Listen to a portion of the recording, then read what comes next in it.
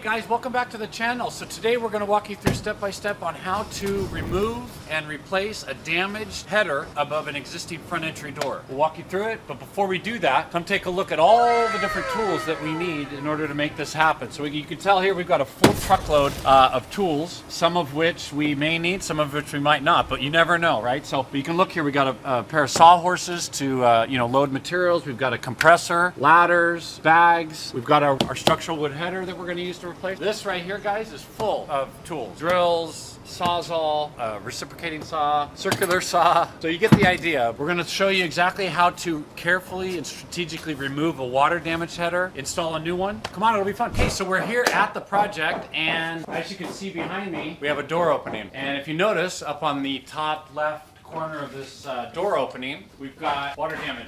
All of this is rotted away, and so this is a structural header. Very important that this beam right here does not have any weaknesses, namely water damage. And so what's probably happening here is you can see there's two different roof sections coming together. You've got this entrance like turret roof where it's taller than the roof sections around it, and a lot of times what happens is when the water on the lower roof is rushing up against wall framing of the taller turret section, there can be a breach there in the waterproofing. It could be a combination of maybe the gutter overflowing and getting in behind the stucco. Either way, we're going to make sure that the waterproofing application and the roof tie-in is dialed in and fixed. But today we're working on repairing the wood. So the cause of the problem is probably the roof section. Today we're going to strategically kind of remove the header, place it with all new framing per the new door and window specs. We'll go step by step on how to do it. So first things first, guys, as far as removing the header, we want to make sure our existing conditions are safe before we take the header out. It's still acting as support. So you can see here we've got a roof landing on this wall here. Okay, so the roof above is landing on the wall, which is being supported by the header, even though it's damaged, it's still holding it. Before we take that header out, strategically, we want to make sure that we support temporarily the roof line. Okay, so when we do take it out, it's being held in place. We'll make the replacement and then take the shoring wall out. So we showed you this in past videos, but it's a shoring wall to ensure that while we're doing the course of repair or course of construction, nothing is unsafe. Okay, so very simply, I've got my top plate, bottom plates here. I'm going to measure a couple studs, put them in, we'll shore it up, and then we'll go to the next step. Cool. Okay, so you can see here, guys, we've got our shoring wall up. We've got our bottom plate, our top plate, a temporary stud here, temporary stud here. And again, we just added two because this corner is fully supported, right? We don't have any issues there. And then this section here, where this stud is right here, even though it looks like it's damaged, is not. We're just gonna leave it. So we've got support here, support here, support here, support here. So there's ample support, in other words, temporary. Okay, so this isn't a permanent wall, it's just temporary. Should be plenty given the roof conditions that we have above. There's not a ton of weight on it. A hip construction, which is what this is, this turret here, a lot of the weight is on the outside corners. Okay, so corner, you gotta make sure that those are supported, obviously on the back side there too. So we're good. Now we're gonna kind of strategically, like a surgeon, take a reciprocating saw and just start cutting out the bad framing. Okay, so what goes? Our new door, the reason why we found out about this is because the homeowner decided to purchase a new nice pivot door. Okay, so during the course of the process of removing and installing the new pivot door, we found and uncovered this damage, thank goodness. Okay, so had we not wanted to replace the door, probably wouldn't have found it. Process of removing it though, the new door is a little smaller. The new opening is going to be a little bit smaller, okay? So, but for now, we got to get this header out. So we've got the top cripples, you can see here. If Ben can zoom in there, those are top cripples. I'll point to them. That's the definition of that term. And in previous videos, we've gone over exactly, framing elements 101. This is called a top cripple. Goes on top of the header. We're going to keep those. There's no reason to remove them. So we're going to sawzall and disassemble the connection between the top cripple and the header. Take it apart. Okay? Take that apart. Inevitably, this king stud right here, that's what this wood member is called. It's a king stud. Reason why it's called a king stud is it goes all the way up from sill plate to top plate. Okay, it's a king. They call it king stud. It goes all the way up. We're going to keep him, just like we're going to keep the other one. But everything else comes out. So the header, we saw cut the nails here, take the header out here. All these wood members here that fall underneath the existing header that's damaged, we're going to take those out too. Okay, so everything's shored up, we're safe. So we're going to just start working our way back to the elements that are to remain, then we start putting back. All right, so sawzall. All right, guys, so as we talked about, we're just going to kind of strategically and systematically remove the wood members we don't need, okay, being safe and making sure that everything is out of our way. So we've got our shoring wall up, we're good. Just gonna use a reciprocating saw. I use corded tools. I never really got onto the cordless drills. Cordless drills, those are awesome, but I'm kind of old school when it comes to that regard, but I feel like they have a lot of power and I'm used to using them. So you could use a cordless reciprocating saw. This is probably the best tool for this application. But as you can see, remember, we're shored up, everything's supported. Want to make sure our glasses are in place, and we start working our way back. There's no reason to take out the wood members in full pieces unless you want to reuse them for something. It's a lot safer for us to just probably cut it in sections. So you're going to notice that that's what I'm going to do. I'm going to take the header out in sections. You can see it's damaged. We'll probably only be able to use this much anyway if we were able to salvage it. So just going to cut it off in sections. So we'll work our way through. Again, so I want to cut this out in sections. Okay, it's just no reason to try and remove a huge structural header.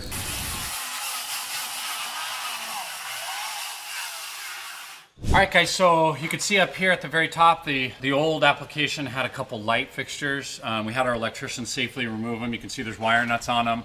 They're safely capped. Sconces have been removed and we're going to replace them. But the boxes, the J boxes, junction boxes for the lights are nailed to the header. Okay, so we want to kind of carefully remove them. Everything's going to kind of be put back again, but we just kind of want to take a cat's paw. You just call these a nail puller. Just kind of get under it your way as carefully as you can. Just kind of safely pry it up. All right, so we'll do this with both of them. Kind of get them up, tucked out of the way, and then we'll be able to remove the header without any problems. These will get put back by the electrician once replaced and do all the repairs, but for now we just want to get out of the way.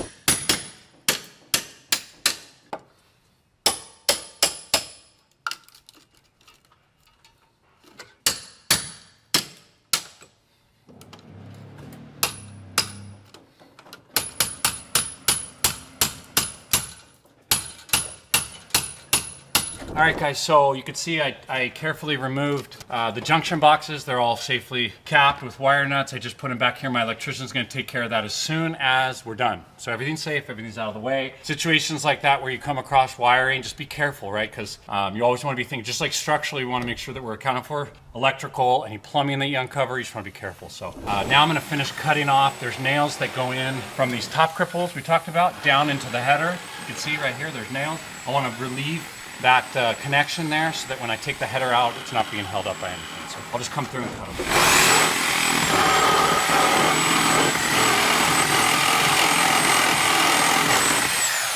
All right, guys, so as you can see, you can see they're loose. This also is an indication that our shoring wall is holding, right? Because if these are loose, you know, and they came down, then we would, you know, be worried, but we're in good shape. So they're all loose now. I cut them. I'm gonna work my way down here. You can see I made my slot cuts on my old header. Now I'm just gonna relief this joint right here, cut this out, and these sections should be ready to come out. Okay, so we just work our way down.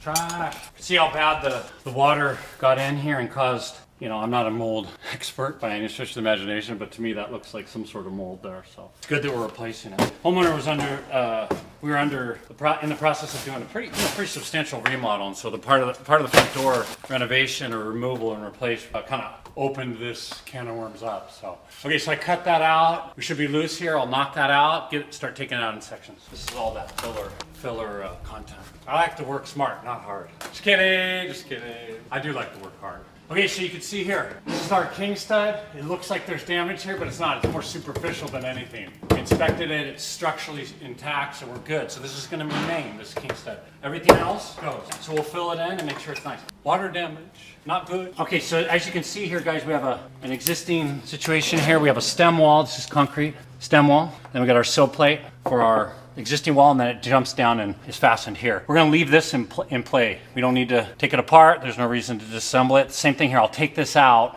and we'll install a new sill plate, okay? So this guy stays, this guy comes out.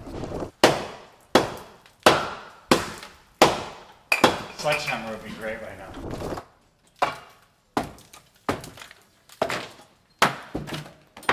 I'll cut through this one now.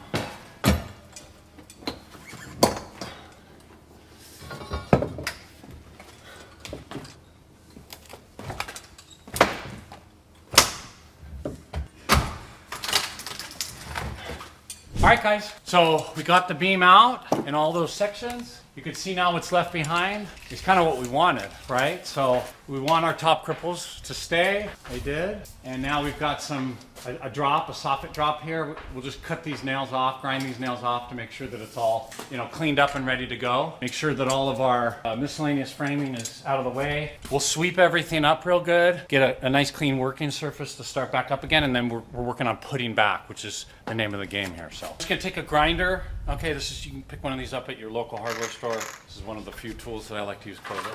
And yeah, we'll just go through and grind off all these nails that are left hanging.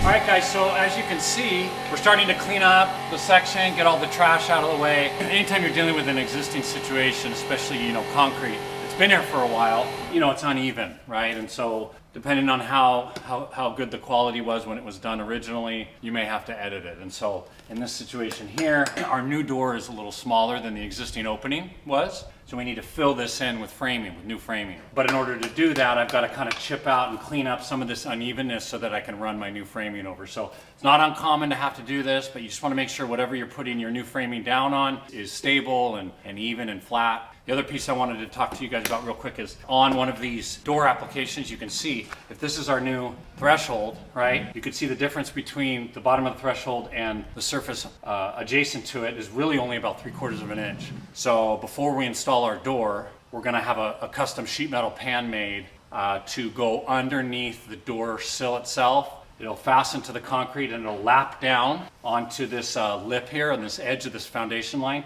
and it'll kick out onto the tile surface, which we're gonna actually re-deck and recoat. Okay, so it's always important anytime you're installing a new sliding door, a new French doors that's at ground level, that you have a pan. Any level really, but specifically at ground level, okay? All right, guys, so as you can see, we have established a nice clean job site again, okay? So if you remember back, we came to the job, we had a horribly damaged header in the corner here. It's awful. Roof condition was causing a mess. So we strategically kind of removed everything, got everything safely off to the side, out of the way. We cleaned up everything, and now we are ready to work on our next step of the project, which would be installing our header. So we've got our header and our material over here, you can see. In this case, this is what we would call, or what is called a 6x12. And the reason why we call it a 6x12 is because it's 5.5 by 11.5. Which represents a 6x12. So remove and replace, same size. We're not changing anything structurally. We're not modifying anything structurally. It's the exact same size wood members.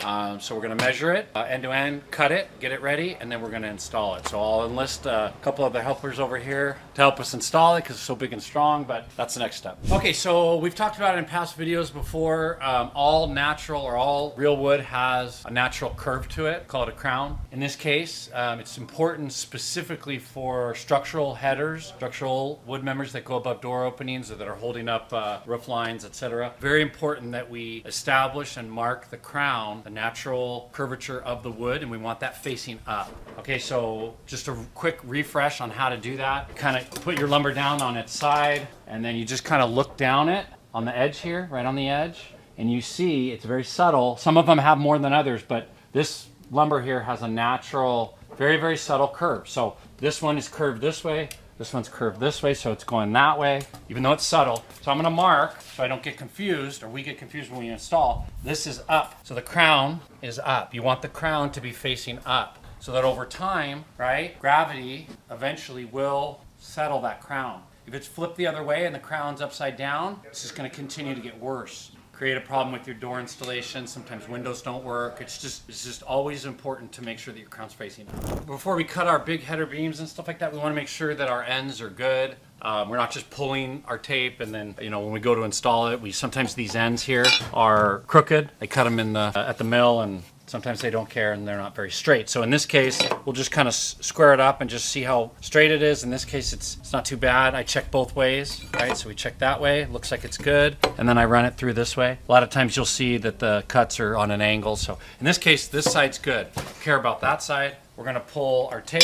We measured our opening and we're gonna go 89. It's too short. I'm joking. 89 and a half. It's kind of the worst feeling in the world, actually, when that happens, because it means another trip to the lumber store. Ben, do you like going to the lumber store? No. So definitive. Okay, so I'm transferring my marks all the way around because I have to cut both sides. All right, so I'm gonna flip the big heavy beam, all right, very carefully. And I transferred the mark on this side and I marked it on this side. So now it's time to cut. So in this case, guys, we have a saw we like to call Bigfoot. It's a bigger blade, so it'll cut through a big beam like this. You can see it'll cut 3 3/4, a little more, 13 16ths. Okay, so I only have to make 2 passes on it. If I had a regular circular saw, I would have to make 2 passes and then finish it with a reciprocating saw. So in this case, we're going to be in good shape. Safety glasses. Real careful on these big saws. The blade is so deep and so big in the wood that push too hard on it, it has a tendency to kind of want to kick back on you because there's so much of the blade that's trying to get through that wood. So you just kind of let it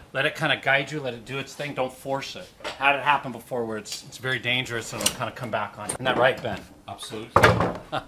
Okay, we'll finish this off. So see, 2 passes, that's easy. 89 and a half, so we're good to go. Make sure our crown is up, which it is. We're gonna take the beam and install it. But I'm gonna enlist my strong, able-bodied gentleman to help me.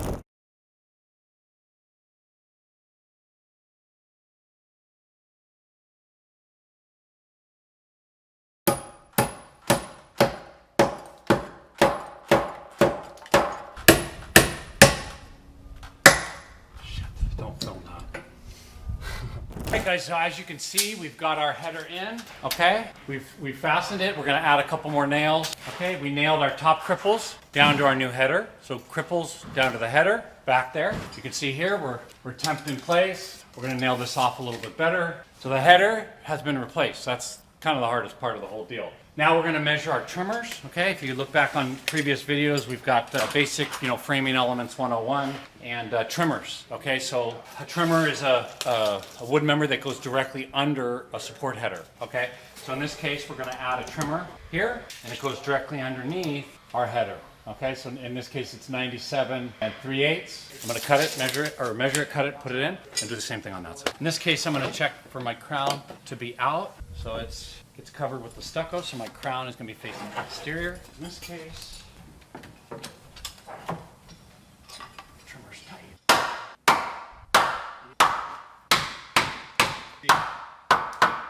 So after this, guys, we're going to fine tune the opening. Remember, we're structurally sound now. Okay, so we took out the bad wood, we put back our structural framing, our header, our trimmers, our top cripples, everything's back to normal, how it should have been originally. Now we're going to fill in the opening to accommodate the width and size of the new door because it's smaller than the old opening. So that's the next step here. So I'll nail off my trimmers, make sure that everything's good to go, and then we'll move to the last and final phase, which is fine-tuning the opening. You know what they say? That song goes, sail away, sail away, sail away, nail away. No. You can go sail away over there, behind you. Yeah, my grandpa used to teach me. God rest his soul. These are like rattlesnakes. You put it on the ground, look at that, and you're walking. So he used to always teach me, bend them over or take the time to knock them out so you get safe. Rattlesnakes. And always wear safety boots. Safety boots. You know why? Because safety first. All right, guys, so now we're filling in our door opening, right? So we had our existing structural stuff, and now we are all put back, and we're gonna fill in our door opening. So as you can see here, we went and got some pressure-treated lumber. This acts as our sill plate. This allows this board to touch the concrete and not rot out over time. So that's a pressure-treated sill plate. It's been treated with a chemical. I installed it on both sides. The next step is to fasten it to the concrete. To do so, we have a rotor hammer with a 1/4 inch or 3/16 drill bit, masonry drill bit, okay? 3/16 drill bit with 1/4 inch Tapcon blue screws, which allow us to fasten the concrete. So 1/4 inch screws, 3/16 bit, we sink them into the concrete and fasten the plate to the concrete, to the foundation slab, and then we've just put our filler framing in. So pretty simple process, but I'll show you guys how to do it right now. Safety first. Did you say safety first, Ben? I said always. Oh yeah. So we want to just line it up.